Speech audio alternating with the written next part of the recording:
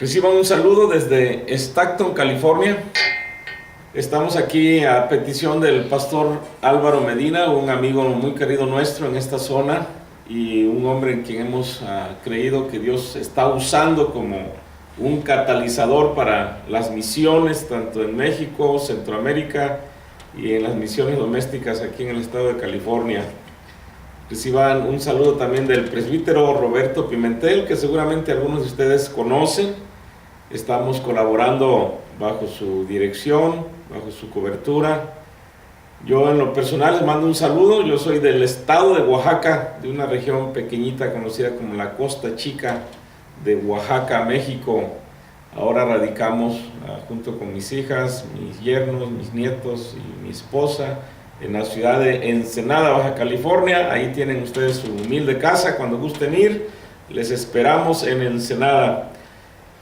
¿Qué estamos haciendo en este tiempo? Bueno, estamos involucrados en un programa de discipulado. Estamos trabajando con pastores, con líderes, con familias, con individuos.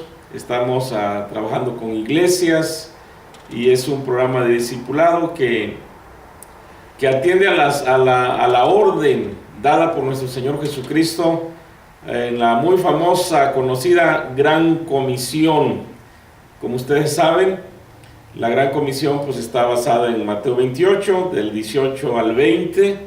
Creo que no hay ni necesidad de leérselas, ustedes las conocen muy bien. El orden que hemos visto ahí es que Jesús dijo que Él tiene toda la autoridad. En ese momento, cuando Él estaba diciendo esto, ya había pasado de ser el siervo humilde, el que se dejó escupir el rostro, el que se dejó que le jalaran la barba, el que se dejó azotar, el que permitió que le dijeran que él tenía demonio, que estaba loco, que estaba en contra de la tradición de ese tiempo, de la cultura y su contexto. Ahora no, ahora él había demostrado haber sido lo que dijo ser, el Hijo de Dios. Ahora él ha resucitado entre los muertos, ha vencido el poder del pecado, ha vencido al diablo, ha vencido al infierno, ha conquistado un reino poderoso, el reino de los cielos. Y ahora Él se presenta con toda la victoria y toda la honra y la demostración de la derrota del diablo y su imperio sobre este mundo. Y cuando se acercó a sus discípulos, les fue muy claro. Él les dijo: yo soy el rey. Y en ese tiempo eso era muy, muy claro de entenderse. Tal vez para nosotros los latinos, los hispanos, en nuestro tiempo es difícil entender el concepto, porque no hemos estado bajo un rey, sobre el dominio de un rey. Pero en ese tiempo era muy claro: en un reino solamente hay dos tipos de personas, el rey y los súbditos. Y en ese contexto los discípulos entendieron lo que Jesús estaba diciendo, que Él era el rey, Él tenía toda la autoridad. Y entonces el Señor Jesús dijo: por tanto, vayan. Es como si dijéramos: si ustedes ya entendieron que yo soy el rey y que tengo toda autoridad, entonces, basado en esa declaración, vayan. Segundo, dijo Él, hagan discípulos. Tercero, bautícenlos. Cuarto, enséñenles a obedecer todo lo que yo les he mandado a ustedes. Y luego, bueno, pues nos presenta una promesa preciosísima cuando Él dice: yo estaré con ustedes todos los días hasta el fin del mundo, o cuando menos hasta el fin de esta era cristiana, en la que vamos a hacer el trabajo de la Gran Comisión. Él va a estar con nosotros, ayudándonos. ¿Cómo se desarrolla este programa de discipulado? Miren, este no es un método basado en declaraciones humanas, no es un método celular para trabajar con los miembros de la iglesia, para hacer células en hogares. No, es completamente diferente. Este método está basado en las declaraciones de Jesús. Está basado en las estrategias del Señor Jesucristo. Y como está basado en la palabra y en las indicaciones que el Maestro nos dejó como el entrenador de entrenadores, el que nos instruye de manera más eficaz. Entonces hemos visto que este es un método de discipulado que funciona en cualquier lugar, en cualquier cultura, en cualquier contexto. Está funcionando en este momento en África, por decir algo, en Etiopía. Dios está trayendo un avivamiento con esta forma de discipular. Los países asiáticos también están teniendo un impacto con mayores resultados usando esta metodología. Estamos contentos también por lo que está pasando en la India. En la India hay reportes de almas que se están alcanzando por miles de iglesias se están estableciendo en estos países. Y bueno, de manera muy mínima comparado con estos países que ya mencioné, pues en Centroamérica también está funcionando, en Nicaragua, en Guatemala, Costa Rica, El Salvador. En México también hemos estado trabajando. Recientemente estuvimos en la Costa Chica de Oaxaca. Por ahí les voy a mandar algunas fotografías de los trabajos que hemos estado haciendo. Y todo esto nos tiene muy emocionados porque no es un método moderno, no es así como la invención o el invento de un hombre que salió al mercado como un producto nuevo donde todos nos emocionamos y al final todo termina en confusión, iglesias divididas, terminamos en rivalidades y en competencia. No, este no es un método para trabajar hacia adentro de la iglesia, hacia adentro del templo. Es un método que nos lleva hacia afuera, a la comunidad. Es un movimiento para hacer de la iglesia discípulos, que a su vez hagan discípulos con el vecino, con el que está perdido. Y los ejemplos que hemos aprovechado nosotros del Nuevo Testamento, por ejemplo, la mujer samaritana es una persona clave para este tipo de discipulado. La mujer samaritana no tenía una buena reputación, pero gracias a esa reputación en Samaria la conocían más a ella que a Jesús. Repito, la mujer samaritana era una persona mucho más conocida que el Señor Jesucristo. Y el Señor Jesús usó una estrategia muy buena. Fue con la persona que tenía una mala reputación y la pasó por un proceso en la que la mujer samaritana fue transformando su mentalidad, fue transformando su vida, su estilo de vida, que al instante que lo entendió, corrió y empezó a anunciar que Jesucristo pudiera haber sido el Mesías. Y ustedes conocen la historia de lo que pasó después. Otro ejemplo sería el endemoniado gadareno, basado ahí en Marcos 5. La mujer samaritana, como saben, está basada en Juan 4. El gadareno, por ejemplo, nadie podría decir que este hombre era una persona con una buena reputación. Ustedes saben las características de este hombre, viviendo en los panteones, desnudo, nadie lo podía sujetar. Era un hombre a quien la mayoría le tenía miedo, pero era el hombre que era conocido cuando menos en 10 ciudades de ese tiempo, Decápolis, y cuando él también pasó por un proceso, por el poder de Jesús fue transformado, y esa fue la persona que el Señor usó para enviarla. Bueno, como usted está viendo, este es un método entonces que cualquier persona pudiera desarrollar. No se tratan de hombres altamente capacitados, no se tratan de hombres con un nivel académico, profesional, no se trata de hombres que van a seminarios por 4 o 5 años, no estamos hablando de personas teológicamente muy preparados, estamos hablando que el Señor Jesús nos ha mandado a ser discípulos a personas allá que son enemigos de nosotros, que están afuera como los peores. Pudieran ser un grupo de homosexuales, de prostitutas, pudieran ser asesinos, narcotraficantes, pero esa es la orden de Jesús, ir a ellos y hacer de ellos un discípulo. Les comparto algo rápido. Cuando ellos escucharon que salieran a ser discípulos, fue un poco difícil, estoy seguro, de aceptarlo, porque Jesús los estaba enviando a los romanos. Los romanos de ese tiempo pues estaban sobre ellos, o sea, dominaban a los judíos. Se consideraban los peores enemigos de los judíos. Los judíos no aceptaban, por ejemplo, que un romano se casara con una judía, o viceversa, ¿no? Era imposible eso. No sé si ustedes recuerdan en Hechos capítulo 10, cuando el apóstol Pedro fue a la casa de Cornelio, tuvo muchas dificultades para que Pedro, como apóstol, fuera a una casa gentil. Cuando lo hizo, después la iglesia en Jerusalén tenía un grave problema de aceptar al apóstol Pedro, porque él se había metido en una casa gentil.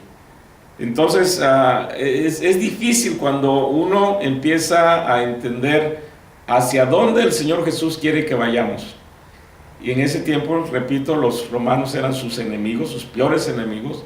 Y Jesús, en otras palabras, le está diciendo: bueno, pues yo quiero que sus enemigos sean discípulos míos, y que además ustedes los hagan discípulos. En otras palabras, quiero que mis enemigos se conviertan mis amigos.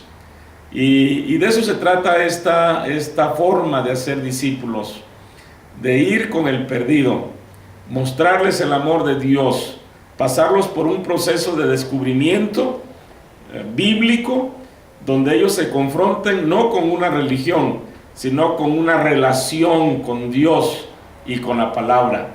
Y la palabra les va a ir enseñando.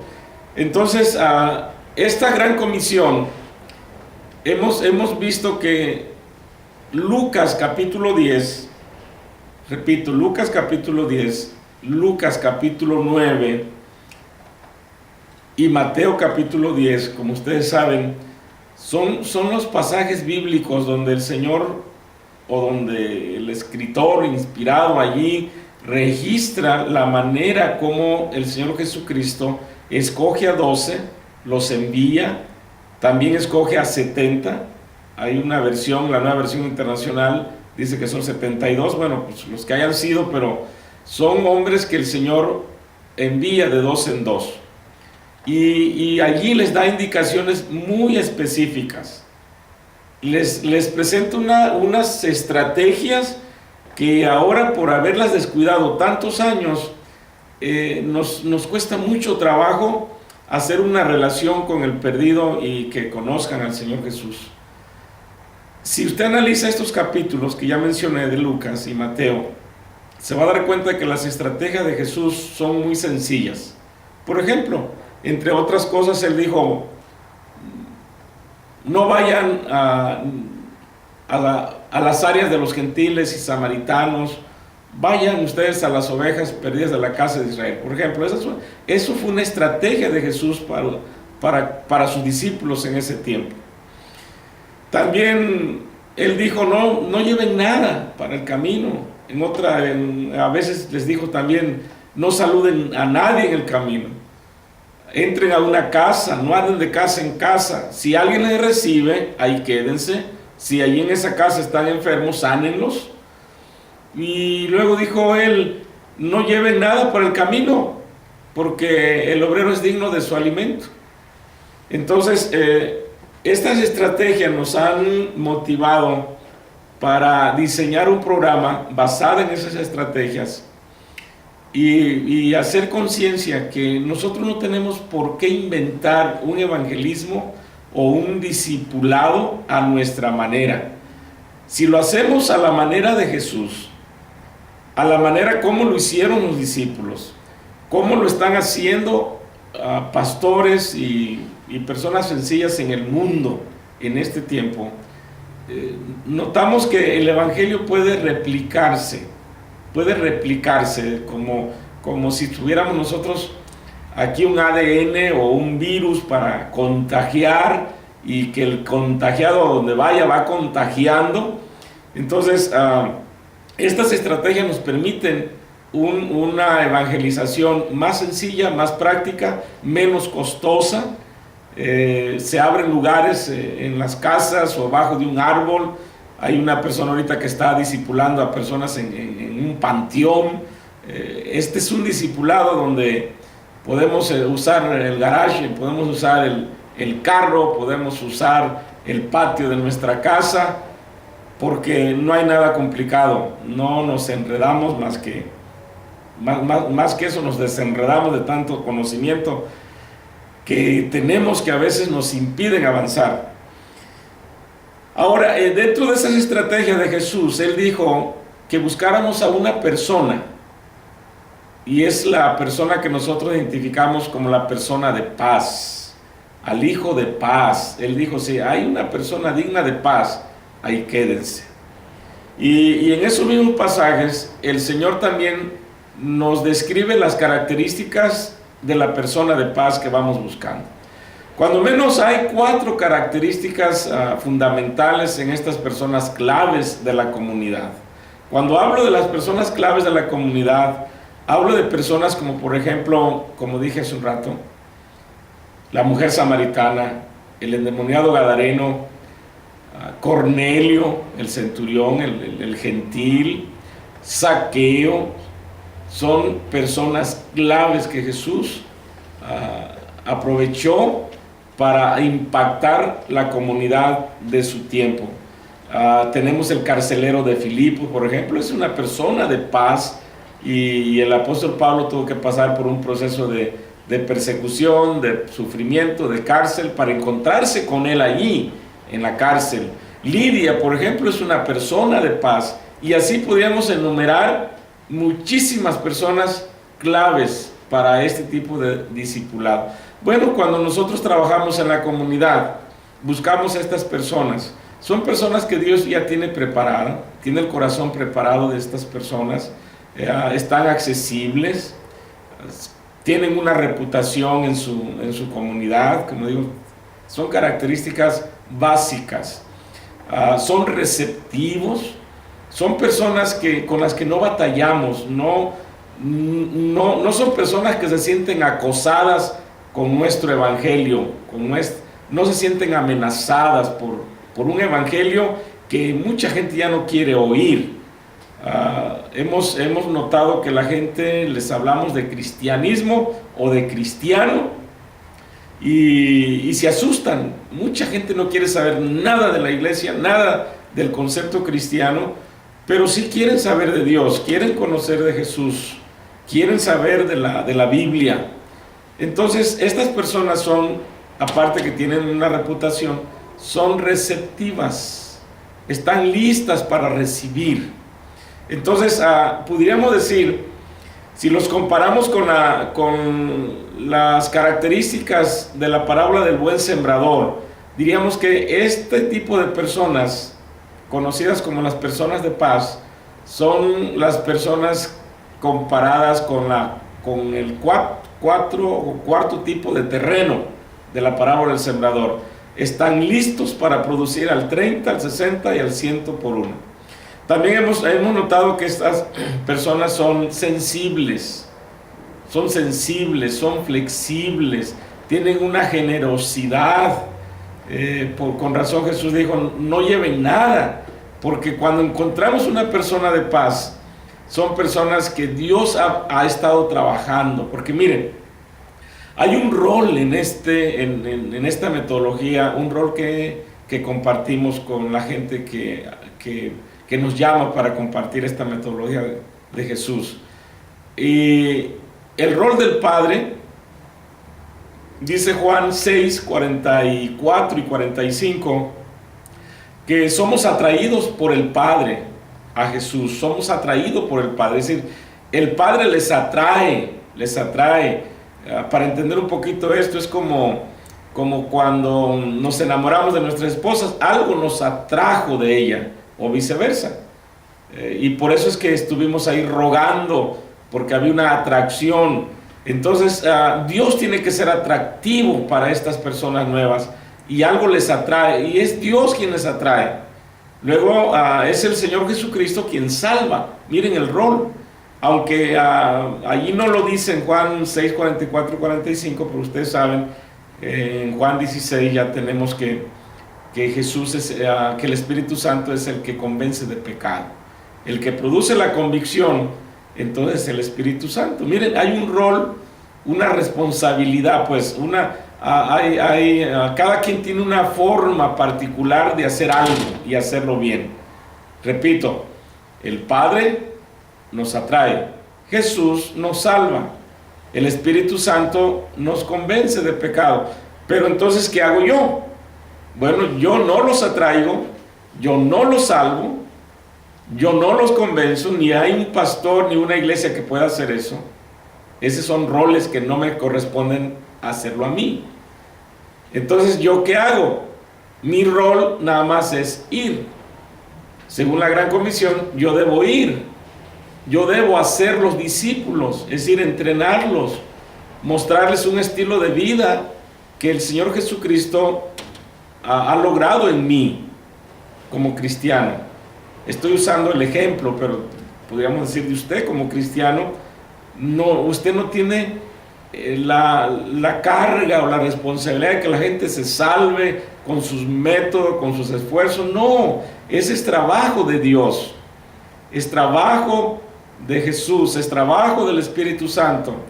Mi responsabilidad solamente es ir. Con razón Jesús dijo, no se preocupen qué va a hablar en ese momento. Pudiéramos estar frente a un político, a un asesino, pudiéramos estar frente a un religioso, frente a un ateo, no importa. Lo que aquí el Señor quiere es obediencia, obediencia. Y entonces estas personas, le digo, son las personas claves dentro de esta forma de hacer discípulos. Buscamos a esas personas en la comunidad y son ellas las que se encargan de impactar a sus vecinos, a sus familias, así como lo hizo Cornelio. Cuando llegó Pedro, él ya tenía a sus amigos, sus parientes más cercanos. Así como lo hizo el ex endemoniado gadareno. Él fue a los suyos y le empezó a contar las cosas que había hecho Jesús con su vida. Así fue con el carcelero de Filipo. Él fue impactado por el apóstol Pablo y él lo llevó a su casa y toda su familia terminó bautizándose. Así pasó con Zaqueo. Después de estar arriba de un árbol, terminó en su casa impactando a su familia y además restituyendo a todos aquellos que les había robado. ¿Ven qué sencillo está el método? Bueno, pues de esto se trata. Otra característica básica de la persona de paz es que son personas relacional. Es decir, son las personas que se saben relacionar con las demás gentes, son amigables. Y cuando encontramos a esas personas y empezamos a discipularlos, entonces empezamos a notar que nace un movimiento en la comunidad. La persona de paz, entonces, repito, son personas claves y el Señor Jesús nos dijo las características. Tercer área que nosotros trabajamos en este entrenamiento de hacer discípulos es estudiar las características del misionero o de la persona que va. Cuando hablo de misionero, pues es una persona, desde luego, ya convertida, con un testimonio real de lo que Jesús ha hecho en su vida. No estamos hablando de una persona que religiosamente está altamente preparada. No, estamos hablando de un discípulo, aquí usamos mucho la palabra discípulo porque seguramente usted sabe que la palabra cristiano en el Nuevo Testamento solamente se menciona 3 veces. En Hechos dice, en Hechos 11:26, donde por primera vez se les llamó cristianos a los discípulos ahí en Antioquía. El rey Agripa II le dijo al apóstol Pablo, por poco me persuades a ser cristiano. Y fue el apóstol Pedro, en una de sus cartas, que dijo, si sufre como cristiano, no te avergüences. Pero son las únicas 3 veces que la palabra cristiano la va usted a encontrar en el Nuevo Testamento. Si usted revisa una concordancia, por más sencilla que sea, usted va a encontrar la palabra discípulo más de 270 veces en el Nuevo Testamento. Repito, más de 270 veces encontramos la palabra discípulos. Y es lo que menos hacemos en este tiempo. Queremos que la gente se convierta al cristianismo como religión y a veces no conocen a Jesús, no conocen la palabra, sus mandamientos. Ahora, cuando analizamos las características del que hace discípulos, todo está basado allí, en estos capítulos de Lucas 9, Lucas 10 y Mateo 10. Ya cuando vamos al libro de los Hechos y vemos a la iglesia trabajar, entonces aprendemos una serie de situaciones que la iglesia sufrió, pero que a pesar de eso vemos a un grupo de personas obedientes. Este discipulado, todo lo que hacemos gira alrededor de la obediencia. Ahora yo les voy a platicar un poquito nada más de lo que a mí me pasó. Tengo años estudiando teología, creo que con suficiente experiencia pastoral. Y soy conocido como un maestro, y la gente me aprecia por eso, un maestro de la Biblia. Y una vez revisando la Gran Comisión, yo empecé a ver que algo no estaba haciendo bien. Sí, me gusta viajar, me gusta ir, me gusta hacer discípulos, me encanta que la gente se bautice, pero cuando llegué a esa otra parte, que Jesús dijo, enseñándoles a obedecer, en la versión 60, la que tengo aquí, esta versión dice, a guardar. Y para este tiempo, la palabra guardar, para esta generación, ya no significa mucho. Si yo le digo, por ejemplo, dice el Señor Jesús, si me amáis, guardad mis mandamientos. La gente no nos entiende ya cuando hablamos de guardar, porque guardar en este contexto, guardar y obedecer, pues no es lo mismo.